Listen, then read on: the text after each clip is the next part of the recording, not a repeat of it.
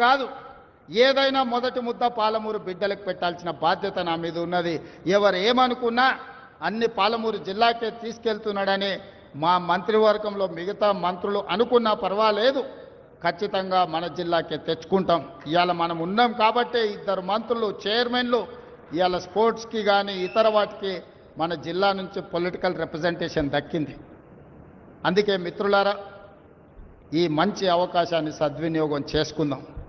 ఇప్పుడు రాజకీయాల కోసమో ఇతర కారణాల చేత అభివృద్ధిని అడ్డుకుంటే మనకు మనమే మరణ శాసనం రాసుకున్న వాళ్ళం అయితము.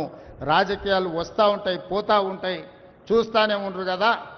ఒకప్పుడు ఏ పార్టీని బతకనియేమో, ఎవరు రాజకీయం కాదు కదా, నిద్రలో కూడా శాసనసభ్యులు అవుతామన్న ఆలోచన చెయ్యొద్దు అని ఆనాడు అక్రమ కేసులు పెట్టి ఎందరిని ఎంతమందిని జైళ్ళకు పంపించారు. ఇవాళ వాళ్ళే తన్నుకొని చేస్తున్నారు. ఒకరు కడుపులో కత్తులు పెట్టుకొని కౌగిలించుకుంటున్నారు. ఎవరు అక్కర్లేదు వాళ్ళని వాళ్ళే పొడుచుకుంటున్నారు. విపరీతమైన అవినీతి సొమ్ము వచ్చిన తర్వాత సొమ్ముల పంపకాలలో కుటుంబ పంచాయతీలు ఇవాళ కుటుంబంలోనే ఒకరు సహించుకోలేని పరిస్థితి.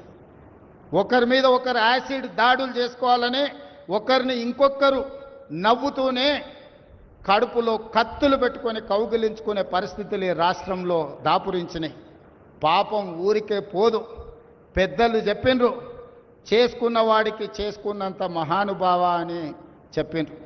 చేసిన పాపాలు ఎక్కడికి పోవు, ఖచ్చితంగా ఆ పాపాలు వెంటాడుతూనే ఉంటాయి. వాళ్ళు అనుభవించి తీరాల్సిందే.